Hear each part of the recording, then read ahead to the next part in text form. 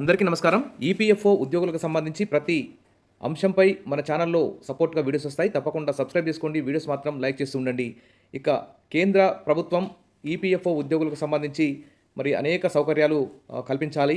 ఎందుకంటే వారు కనీస పెన్షన్ లేక చాలా ఇబ్బందులు ఎదుర్కొంటున్నారు.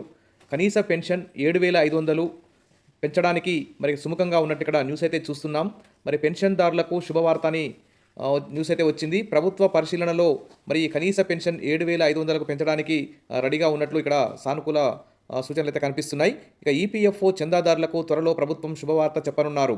పెన్షన్ కనీస మొత్తాన్ని పెంచే విషయంపై కేంద్ర ప్రభుత్వం అయితే పరిశీలిస్తున్నట్లు తెలుస్తోంది.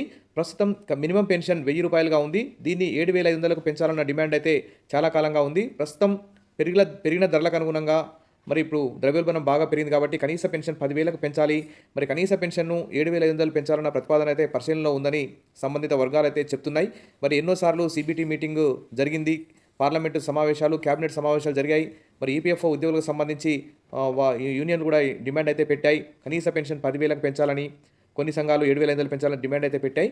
మరి మొత్తానికైతే త్వరలో మరి 7,500 కనీస పెన్షన్ పెంచి మరి కేంద్ర ప్రభుత్వం ఈపీఎఫ్ఓ ఉద్యోగులను పెన్షన్లను ఆదుకోవాలని చెప్పి అందరూ కూడా భావిస్తున్నారు.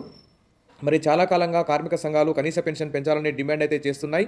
మరి పార్లమెంటరీ కమిటీ కూడా ఇప్పటికే సిఫార్సు చేసింది పెన్షన్ పెంచాలని. దీనిపై త్వరలోనే ఫైనల్ డిసిషన్ వెలువడే అవకాశం ఉన్నట్లు, పెన్షన్ మార్పులతో పాటు ఖాతాదారులకు ఈపీఎఫ్ఓలో వడ్డీ రేటు 8.25% కూడా పెంచే అవకాశం ఉన్నట్లు తెలుస్తుంది. మరి ఈ ప్రతిపాదన అయితే ప్రస్తుతం ఆర్థిక మంత్రిత్వ శాఖ ఆమోదం కోసం అయితే ఫైల్ రెడీగా ఉంది. ఆమోదం లభించిన వెంటనే మరి వడ్డీ మొత్తాన్ని కూడా చందాదారుల ఖాతాలకు జమ చేస్తారు. ఇప్పటికే ఏటీఎం ఆధారిత పిఎస్ విత్డ్రాయల్ను కూడా త్వరలోనే అమల్లోకి తీసుకొచ్చే అవకాశం అయితే ఉంది. 2025-26 ఆర్థిక సంవత్సరంలో 8.31 కోట్ల క్లెయిమ్స్ని ఈపీఎఫ్ఓ అయితే రిజెక్ట్ చేసింది. అంతకుముందు ఆర్థిక సంవత్సరంలో 6 కోట్ల క్లెయిమ్లను అయితే పరిష్కరించింది. ఇక ఆటోమేషన్తో 71% క్లెయిమ్స్ను కేవలం 3 రోజుల్లోనే పరిష్కరించింది.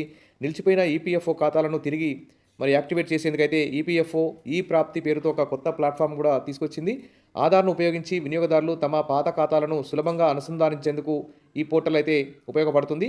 యూఏఎన్ నెంబర్తో తమ ఖాతాలను అనుసంధానం కాని వారికి ఇది ఎంతో ప్రయోజనకరంగా ఉంటుందని, మెంబర్ ఐడి లేని వారికి కూడా ఈ సదుపాయాన్ని విస్తరించనున్నారు.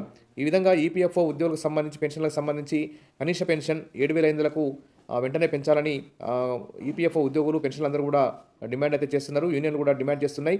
పార్లమెంటరీ సబ్ కమిటీ కూడా ప్రభుత్వానికి సూచించింది కాబట్టి మరి త్వరలో ఈ విషయమై కేంద్ర ప్రభుత్వం ఒక గుడ్ న్యూస్ చెప్తుందని చెప్పి ఆశిద్దాం. Wish all the best. Thank you. Subscribe చేసుకోండి, వీడియోస్ లైక్ చేయండి, షేర్ చేయండి. Thank you.